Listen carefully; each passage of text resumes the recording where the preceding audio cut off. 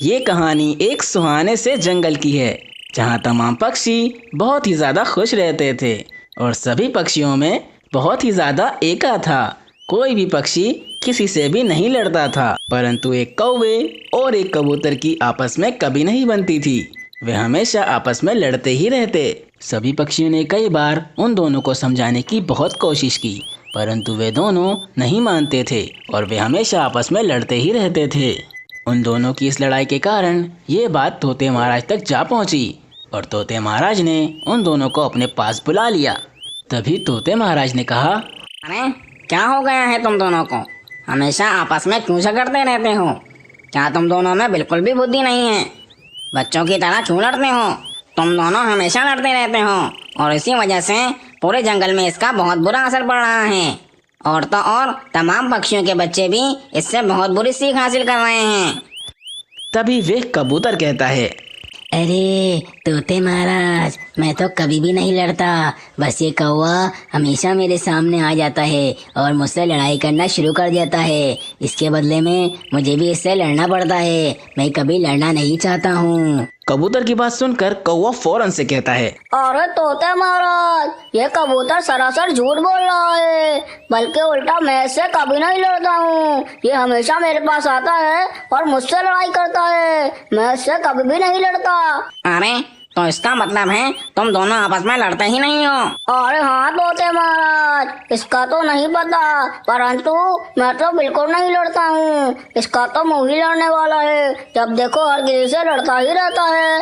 अरे कौवे, मेरा मुंह जैसा भी हो, मेरा मुंह तुम्हारे मुंह जितना काला नहीं है। तुम जाओ और जाकर अपना काम करो, मेरे मुंह मत लगो।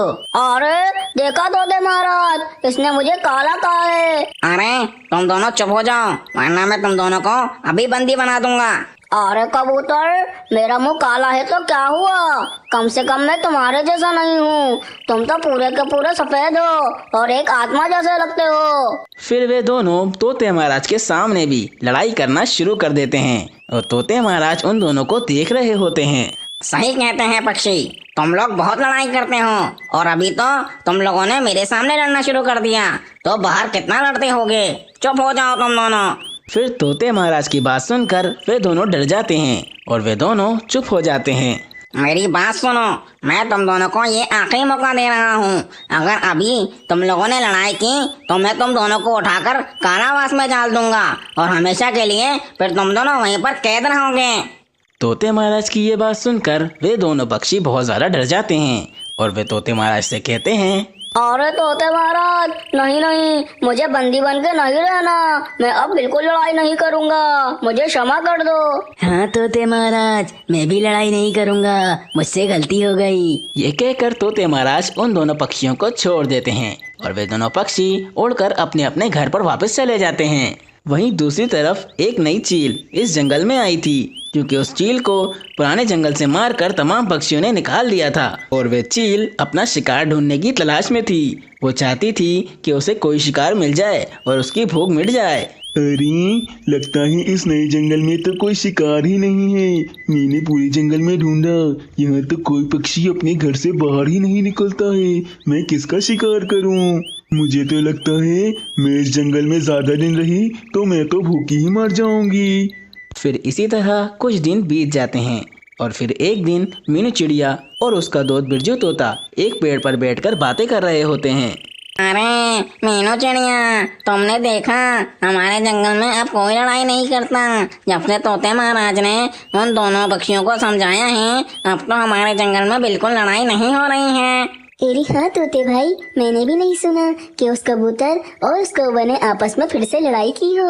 अरे हाँ, मुझे तो लगता है कि वो दोनों अब सुधर गए हैं और वे दोनों आपस में अब कभी भी लड़ाई नहीं करेंगे।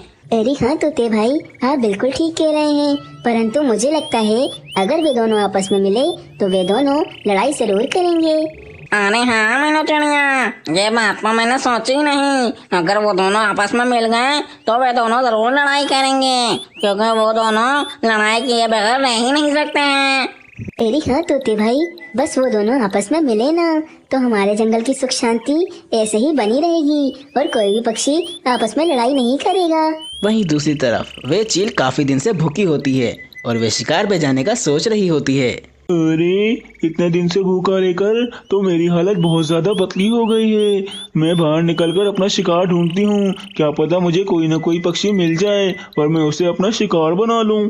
फिर यह कहकर वे चील बाहर निकल जाती है और अपना शिकार ढूंढने लगती है। वहीं कौवे के घोंसले में भी दाना खत्म हो जाता है और वे दाना ढूंढने के लिए बाहर निकल रहा होता है। अरे मेरे पास तो सारा दाना खत्म हो गया है, चलो मैं बाहर जाता हूँ और दाना ढूंढ कर लाता हूँ। अरे मुझे पता ही नहीं लगा कि कब मेरा दाना खत्म हो गया। अब मुझे बाहर जाना होगा अपना दाना ढूंढने के लिए। चलो मैं जाता हूँ। फिर वे कबूतर हवा में उड़ रहा होता है और वे कबूतर देख रहा होता है कि जंगल में दाना कहाँ है। वहीं पर कौवा भी हवा में उड़ते उड़ते जंगल में दाना ढूंढ रहा होता है, परंतु अभी तक उसे कोई दाना नहीं मिल रहा होता। फिर अचानक कबूतर की नज़र एक गंदम के दाने पे पड़ती है और वे कहता है, अरे वाह, मिल गया दाना। चलो मैं जाता हूँ और इस दाने को उठा लेता हूँ। वहीं दूसरी तरफ उस कौवे की नज़र भी उस गंदम के दाने पे पड़ जाती है और वे उसे उठाने के लिए आगे बढ़ने लगता है। फिर वे कौवा और वे कबूतर उस दाने को उठाने के चक्कर में एक साथ आकर बैठ जाते हैं और वे दोनों एक दूसरे को आमने सामने देखकर बहुत ज़्यादा गुस्सा हो जाते हैं। अरे कबूतर तुम यहाँ क्या कर रहे हो? तुम्हें घर में बैठा नहीं जाता, जब देखो मेरा पीछा ही करते रहते हो। अरे तुम अपना मुंह बंद रखो, मैं बस यहाँ पर अपना दाना लेने आया हूँ, फिर मैं घर चला जाऊँगा।